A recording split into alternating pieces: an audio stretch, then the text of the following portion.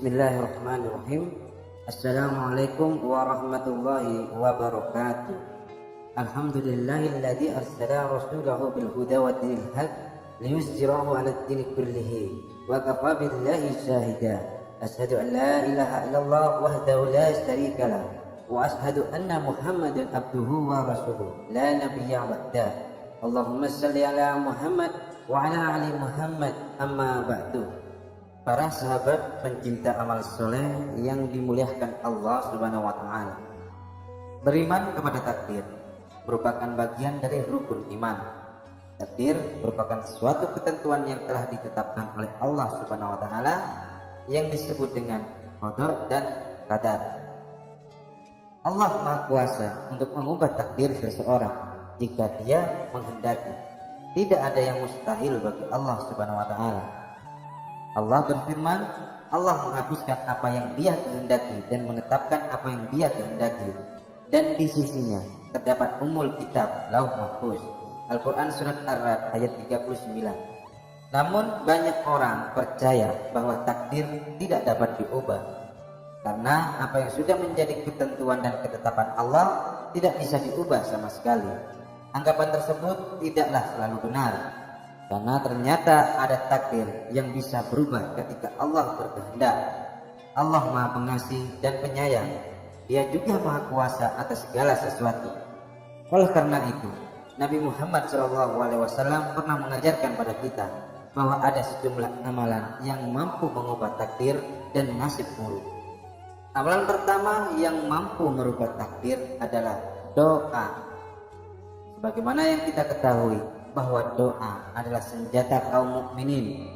Selain dengan berdoa, tentunya seseorang juga harus mengiringinya dengan usaha dan tawakal. Kekuatan doa sangat besar karena ia adalah permohonan kepada yang maha besar, yakni Allah Subhanahu wa Ta'ala.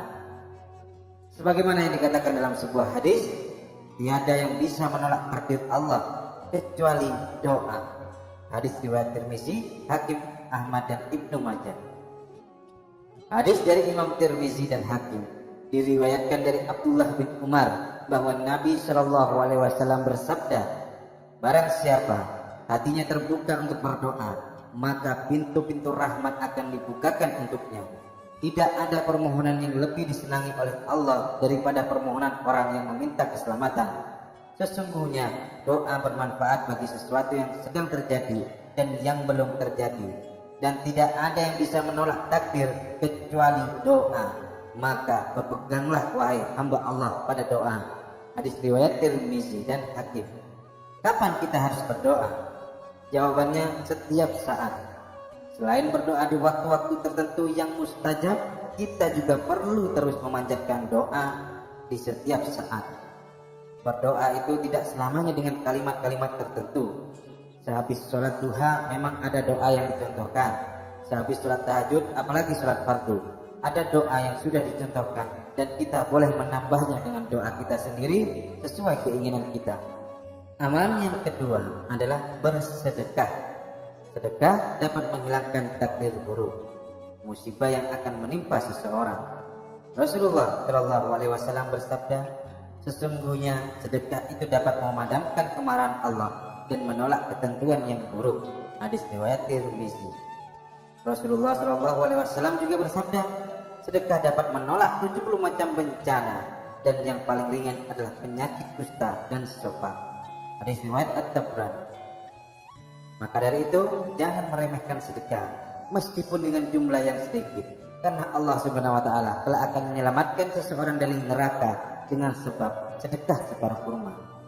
Rasulullah SAW bersabda, jagalah diri kalian dari neraka meskipun hanya dengan sedekah setengah biji kurma.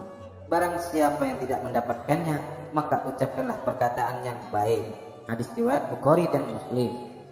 Yang ketiga adalah amal kebaikan. Rasulullah mengajarkan bahwa amal kebaikan dapat mengubah hal buruk yang akan menimpa seseorang berubah menjadi sesuatu yang baik. Rasulullah SAW bersabda, beramallah kamu sekalian, karena beramal akan mengubah sesuatu yang buruk yang telah ditentukan Allah padamu. Hadis riwayat Bukhari dan Muslim. Maka dari itu, perbanyaklah doa sedekah, dan melakukan amal kebaikan. Jika Allah berkehendak, maka segalanya akan menjadi mungkin.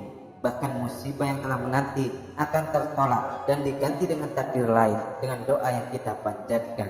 Itu saja yang dapat saya sampaikan. Semoga bermanfaat untuk kita semuanya. Akhirul kalam. Wassalamualaikum warahmatullahi wabarakatuh.